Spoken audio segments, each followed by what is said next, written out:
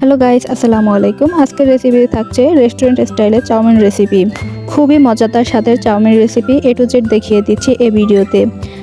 আশা করছি আপনাদের আজকের ভিডিওটি ভালো লাগবে। ভালো লেগে থাকলে অবশ্যই ভিডিওতে like, comment, share and subscribe করে দেবেন। পাশে থাকা বেল আইকনটি অন করে দেবেন যাতে পরবর্তী ভিডিওর নোটিফিকেশন সর্বপ্রথম আপনার কাছে পৌঁছায়। তো চলুন ভিডিও শুরু করা যাক। আজকে যেহেতু রেস্টুরেন্ট স্টাইলে চাউমিন রান্না করব, তাই প্রথমে একটি সিক্রেট মশলা রেডি করে নিচ্ছি। প্রথমে আমি নিয়ে নিচ্ছি 2 টেবিল চামচ পরিমাণে টমেটো সস, 1 চামচ পরিমাণে চিলি সস, আরও দিয়ে দিচ্ছি 1 টেবিল চা চামচ পরিমাণে সয়া সস। দেন অ্যাড করে নিচ্ছি 1 টেবিল চামচ পরিমাণে চিনি, 1/2 টেবিল চামচ পরিমাণে গোলমরিচের গুঁড়ো। এখানে আমি সাদা গোলমরিচ নিয়েছি, আপনারা চাইলে কালো গোলমরিচের গুঁড়ো অ্যাড করে দিতে পারেন। 2 টেবিল চামচ পরিমাণে কর্নফ্লাওয়ার অ্যাড করেছি। এগুলোকে দিয়ে আমি ভালোভাবে পেস্ট করে নিচ্ছি। সয়া সসে যেহেতু পর্যাপ্ত পরিমাণে লবণ থাকে, তাই আমি এখানে এক্সট্রা কোনো লবণ অ্যাড করিনি। আরও দিয়ে দিচ্ছি সাদা ভিনেগার। আমি আবারও কিছু সময় ধরে ভালো করে পেস্ট করে নিচ্ছি। দেন চলে যাচ্ছি রান্নার কাজে। আমি যেহেতু চাউমিন রান্না করব, তাই বড় সাইজের মোটা যে নুডলস থাকে সেই নুডলস নিয়েছি। আপনারা এগুলো বাজারে কিনতে পেয়ে যাবেন। আর দেখতে পাচ্ছেন কতটা মোটা আমি চাউমিন করতে নুডলস নিয়েছি। চিকন নুডলস দিয়ে এগুলো রান্না করলে কিন্তু খুব বেশি ভালো লাগে না। দেন চুলায় বসিয়ে দিয়েছি, পর্যাপ্ত পরিমাণে পানি গরম করতে রেখেছি। যখন গরম হয়ে গিয়েছে, অর্থাৎ চারপাশ থেকে অল্প অল্প করে ফুটতে শুরু করেছে, তখন আমি আস্ত এই নুডলসগুলো দিয়ে দিচ্ছি। যেহেতু আমি রেস্টুরেন্ট স্টাইলে চাউমিন রান্না করব, তার জন্য আমি আস্তে আস্তে রেখেছি। এগুলো আস্তে রেখে দিলে কিন্তু খেতে খুবই ভালো লাগে এবং দেখতেও একদম রেস্টুরেন্টের মতো লাগে। কিছু সময় ধরে আমি এগুলোকে সিদ্ধ করে নিচ্ছি। আর এগুলোকে সিদ্ধ করতে দিয়ে আমি হালকা একটু নেড়ে চেড়ে নিচ্ছি। বাই দ্য ওয়ে, এখানে আমি 1 টেবিল চামচ পরিমাণে সাদা সয়াবিন তেল অ্যাড করে দিয়েছি, যা স্কিপ হয়ে গিয়েছে। নুডলসগুলোকে আমি চেক করে নিচ্ছি যে এগুলো সিদ্ধ হয়েছে কিনা। দেখতে পাচ্ছেন এগুলো ঠিকঠাক মতো সিদ্ধ করা হয়ে গিয়েছে। অর্থাৎ এগুলোকে সিদ্ধর পরিমাপটা আমি বলে দিই। খুব বেশি শক্ত রাখা যাবে না এবং খুব বেশি নরম রাখা যাবে না। যখন ভেতরের অংশটা হালকা একটু শক্ত থাকে, তখন চুলা থেকে নামিয়ে নিয়ে পানি দিয়ে ধুয়ে নিতে হবে। আমি ওগুলোকে পানি দিয়ে ধুয়ে ঠান্ডা করতে রেখেছি এবং এদিকে আমি চুলায় আবারও ননস্টিকের একটি কড়াই বসিয়ে দিয়েছি। তাতে 50 গ্রাম পরিমাণে সাদা মুরগির মাংস কিমা করে নিয়েছি। ছোট ছোট কেটে এগুলোকে আমি ভেজে নিচ্ছি। নুডলস আমি যেহেতু 150 গ্রাম পরিমাণে নিয়েছি মোটা নুডলস, তাই এখানে আমি 50 গ্রামের মতো সাদা মুরগির মাংস নিয়েছি। মুরগির মাংস দিলে কিন্তু টেস্টটা খুবই ভালো আসে। তবে যে কোনো মাংস দিয়েই কিন্তু এই চাউমিন রান্না করা সম্ভব। দেখতে পাচ্ছেন যে কিছুক্ষণ সময় নিয়ে আমি এগুলোকে ভেজে নিচ্ছি। ভেজে নেওয়া হয়ে গিয়েছে কিছুটা পরিমাণে, তাই আমি এখানে অ্যাড করে দিচ্ছি 3 কোয়া পরিমাণে ছোট ছোট কুচি করা রসুন। রসুনটাকে আমি কিছুক্ষণ সময় ধরে ভেজে নিচ্ছি, যাতে এ থেকে কাঁচা ঘ্রাণটা চলে যায়।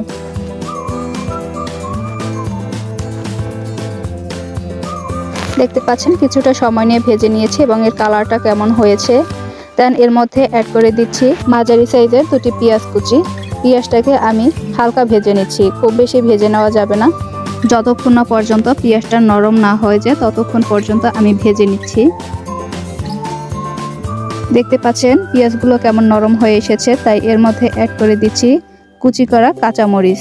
দেন এগুলোকে আবারও একটু নেড়েচেড়ে নিয়ে ভেজে নিচ্ছি। ভেজে নেওয়া হয়ে গিয়েছে, তাই সবগুলোকে আমি এক সাইডে রেখে দিচ্ছি। এর মধ্যে দিয়ে দিচ্ছি একটি ডিম ভেঙে। ডিমটাকে দিয়ে আমি নেড়েচেড়ে একদম ভেঙে নিচ্ছি আর এগুলোকে খুব সুন্দরভাবে একত্রিত করে ভেজে নিচ্ছি।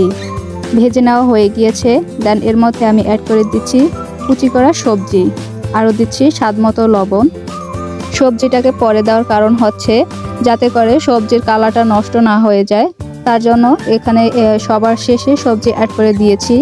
এবং তার মধ্যে আরও দিয়ে দিচ্ছি আগে থেকে সিদ্ধ করে রাখা নুডলসগুলো এবং পেঁয়াজের কলি দিয়েছি 1 চামচ পরিমাণে। একত্রিত করে নিচ্ছি সবগুলোকে। যেহেতু সবজিগুলো অল্পতেই সিদ্ধ হয়ে যায় তাড়াতাড়ি, তার জন্য এখানে সর্বশেষে সবজি অ্যাড করে দিয়েছি এবং আবারও দিয়ে দিচ্ছি আগে থেকে তৈরি করে রাখা সিক্রেট মশলা এবং টমেটো, স্লাইস করা টমেটো দিয়েছি আমি। এগুলো অল্প তাড়াতাড়ি সিদ্ধ হয়ে যাবে এবং কালারটা ঠিক থাকবে। এখানে আমি কোনো প্রকার হলুদ অ্যাড করিনি। আপনারা চাইলে কালারফুল দেখার জন্য হলুদ অ্যাড করে নিতে পারেন। দেন আমি নেড়েচেড়ে সবগুলোকে একত্রিত করে নিচ্ছি। এভাবে ভেজিটেবল অ্যান্ড চিকেন দিয়ে এভাবে যদি চাউমিন রান্না করা হয় খেতে কিন্তু দুর্দান্ত লাগে। বিশেষ করে এই শীতের রাত্রে যদি বিভিন্ন পার্টিতে কিংবা বাসায় এগুলো তৈরি করা হয় তাহলে কিন্তু অত্যন্ত খুবই সুস্বাদু লাগে। আপনারা চাইলে এভাবে বাসায় একবার ট্রাই করে দেখতে পারেন। খেতে দুর্দান্ত এবং অল্প সময়ের মধ্যে এগুলো তৈরি করা সম্ভব। দেখতে পাচ্ছেন কিছুক্ষণ সময় ধরে আমি এগুলোকে নেড়েচেড়ে একত্রিত করে নিচ্ছি। রান্নার প্রায় শেষের দিকে, তাই আমি এগুলোকে উঠিয়ে নেওয়ার আগে নুডলসের মশলা দিয়ে দিচ্ছি।